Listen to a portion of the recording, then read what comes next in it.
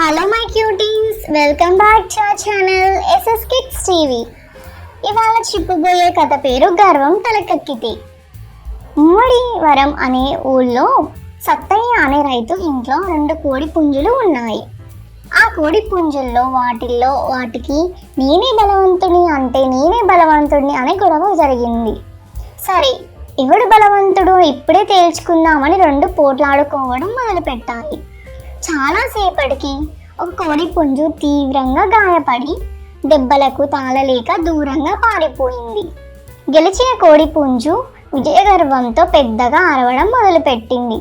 అప్పుడే పొలం నుంచి వచ్చి కునుకు తీసుకున్న సత్తయ్య పక్కనున్న కర్ర విసరడంతో ఆ దెబ్బకు కోడి పుంజు అక్కడికక్కడే కూలపడింది.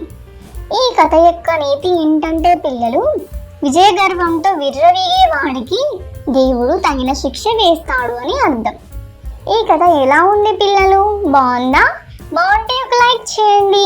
మరిన్ని కథలతో మీ ముందుకు వస్తాను. See you on next video. Bye bye.